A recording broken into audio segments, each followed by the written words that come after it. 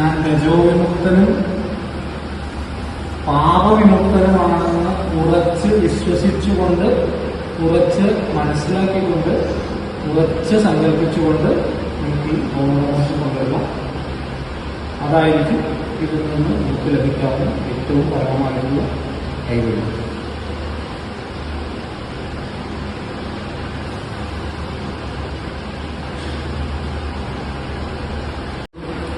സന്നിധിയിൽ വന്ന് ഈ ഹോമം കഴിക്കുക, അതിന് സാധിക്കുക എന്നുള്ളത് ഏതൊരു ജന്മാന്തരത്തിൽ ചെയ്ത പുണ്യത്തിന്റെ ഫലമായിട്ടാണ്.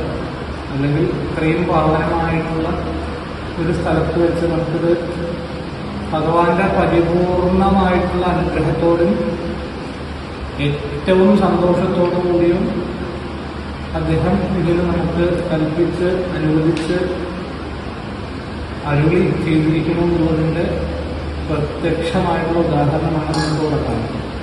ഓരോ വ്യക്തിയെയും ഈ ഹോമത്തിൽ പങ്കെടുക്കാൻ ശാരീരികമായും മാനസികമായും ഒക്കെ തയ്യാറായ ഓരോ വ്യക്തിയെയും ഞാൻ സ്വയം അനുഗ്രഹിച്ചിരിക്കുന്നു എന്ന് ഗുരു ആയിട്ട് നമുക്ക് അവതരിച്ചിട്ടുള്ള ഭഗവാൻ നമുക്ക് കാണിച്ചു തരികയാണ് എന്ന് എതിർത്തത്. അത് മനസ്സിലാക്കാൻ സാധിക്കുക എന്നുള്ളത് തന്നെയാണ് ഏറ്റവും വലിയ സുഖം. ഈ ഹോമം വൈദികമായിട്ടുള്ള മന്ത്രങ്ങളിലൂടെ നമുക്ക് നാം തന്നെ കൽപ്പിച്ചിട്ടുള്ള ഗുണങ്ങളെ, ഈ ഗുണങ്ങളിൽ സത്വം, രജസ്, തമസ് ഇങ്ങനെ 3 തരത്തിലാണ് ഗുണങ്ങളെ വിഭാഗിച്ചിട്ടുള്ളത്. ആ ഗുണങ്ങൾ എല്ലാം ആത്മസാക്ഷാത്കാരത്തിന് വിഭാഗമാണ്. ആ ഗുണങ്ങളെ അതിക്രമിക്കാൻ നമ്മുടെ രജസ് പൂർണ്ണമായിട്ട് അസ്തമിച്ചാലേ അതിൽ നിന്ന് നിഷ്ക്രമിക്കാൻ സാധിക്കും. അത്രയും കാലം നമ്മളെ താഴോട്ട് പിടിച്ചു വലിക്കുന്ന ശക്തികളാണ് തമോ ഗുണം, രജോ ഗുണം.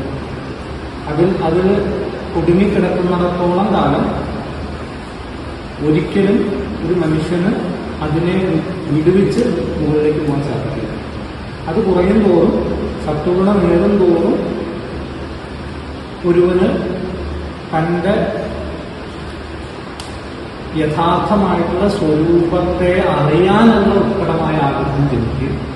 ആ ഉത്കടമായ ആഗ്രഹം അവന്റെ ഗുണാതീതനായിട്ടുള്ള അവസ്ഥയിലേക്ക് എത്തിക്കുന്നു.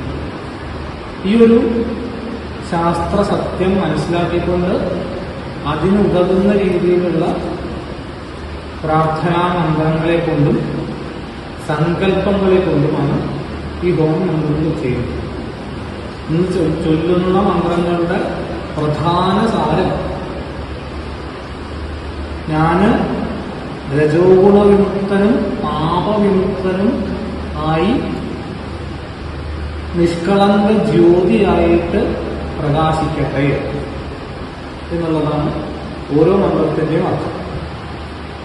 അത് നമ്മളായിട്ട് നമ്മളിൽ തന്നെ അധ്യാരോപിച്ചിട്ടുള്ള പാപങ്ങളും രജോ ഗുണങ്ങളും തന്നെയാണ്. കാരണം നമ്മുടെ ആത്മസ്ഥിതിയിൽ ഈ വക വിഷയങ്ങൾക്കൊന്നും യാതൊരു കളങ്കവും നമ്മുടെ ആത്മസ്ഥിതിയെ സംബന്ധിച്ചിടത്തോളം ഉണ്ടാക്കാൻ സാധ്യമല്ല. നമ്മൾ നമ്മുടെ സങ്കല്പം കൊണ്ട് ഉണ്ടാക്കിയ ഒരു പാപത്തെ അല്ലെങ്കിൽ രജോഗുണത്തെ ഇതിനെ നമ്മൾ നമ്മുടെ തന്നെ സങ്കല്പം കൊണ്ട് ഇല്ലാതെ ആക്കാനുള്ള പരിശ്രമമാണ് ഈ നമ്മുടെ ഹോമത്തിലൂടെ നമ്മൾ ഉദ്ദേശിക്കുന്നത്.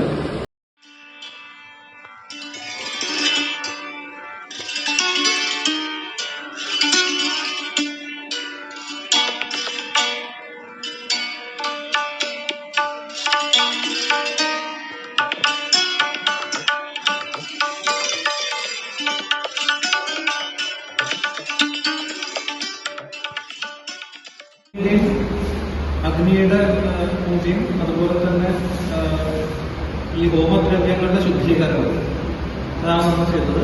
ഇനിയാണ് നമ്മൾ ഗുരു എന്നുള്ള സങ്കല്പത്തിൽ ഞങ്ങളിവിടെ ആവാഹിച്ച് ഇതിലേക്ക് ആവാഹിച്ച് അതിലേക്ക് ഗുരുവിന് എന്ന് സങ്കല്പിച്ചുകൊണ്ട് നമ്മൾ ഈ ഹോമം ചെയ്യാൻ പോവാണ്. അപ്പോൾ എല്ലാവരും ആ സമയത്ത് ആ സങ്കല്പം മനസ്സിലുണ്ടാവാൻ പ്രത്യേകം താല്പര്യപ്പെടും.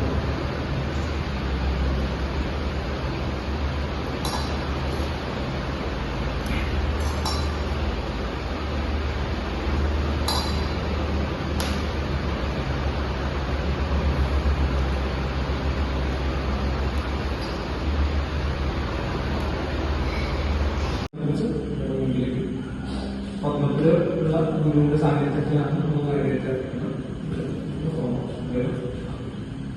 അപ്പൊ എല്ലാവരും അവനവന്റെ ഗുരുവിനെ ഈ അവസരത്തിൽ സങ്കല്പിക്കാൻ, ഗുരു നമ്മളെ അനുഗ്രഹിക്കാനായിട്ട് നമ്മുടെ ഈ അന്തരീക്ഷത്തിൽ, ഈ പത്രത്തിൽ, ഈ അരിയിൽ വരുന്നുണ്ട് എന്ന് തീർച്ചയായിട്ടും ഉറച്ചു വിശ്വസിക്കും. എള്ള് ഹോമിക്കുക എന്നത് വളരെ വിശേഷമായിട്ടുള്ളതാണ്. ഈ പറയുന്ന നമ്മുടെ ദുരിതങ്ങളെയും പാപങ്ങളെയും രജസ്സിനെയും ഒക്കെ ഒഴിവാക്കാൻ.